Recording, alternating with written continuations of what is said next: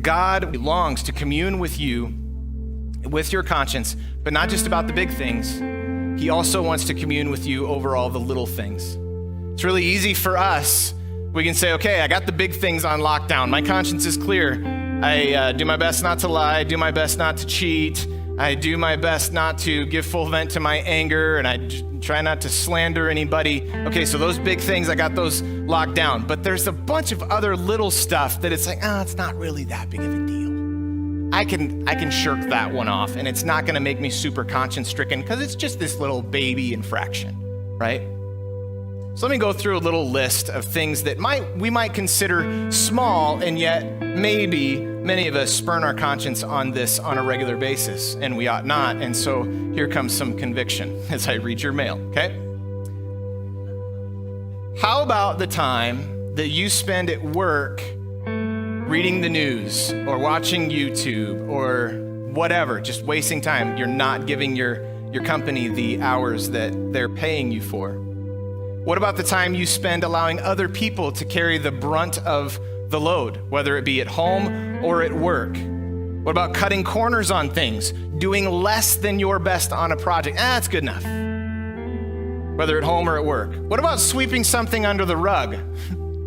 You know that thing. There is that thing that you know you should have a conversation about, but instead, too difficult.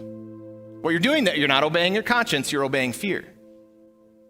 What about spending that extra $50 on yourself because you just need that little pick-me-up, right? Well, retail therapy doesn't hurt anybody. Well, it does if you're doing that instead of paying your bill. What about drinking that extra beer or eating that extra snack? The things that your conscience is giving that little small whisper, hey, shouldn't do that. What about being passive-aggressive? What about being manipulative? What about punishing someone with silence or with a tone or a look, giving them the stink eye because they just need to know vengeance is mine, right? What about trying to control every little thing in your life because you can't trust God with it? What about trying to keep your relatives in line too because you just can't trust God with it?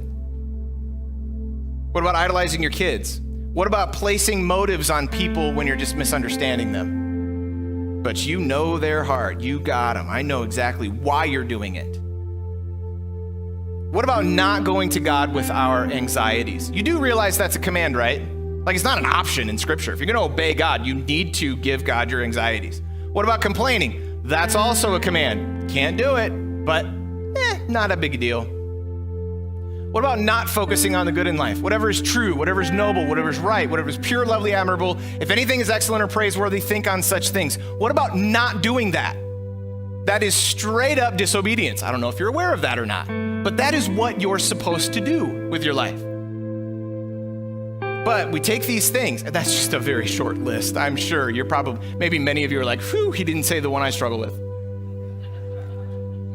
But all these little things, they end up, it's like, it's not that big of a deal. It's really not that big of a deal. I need you to see, saints, it is a big deal.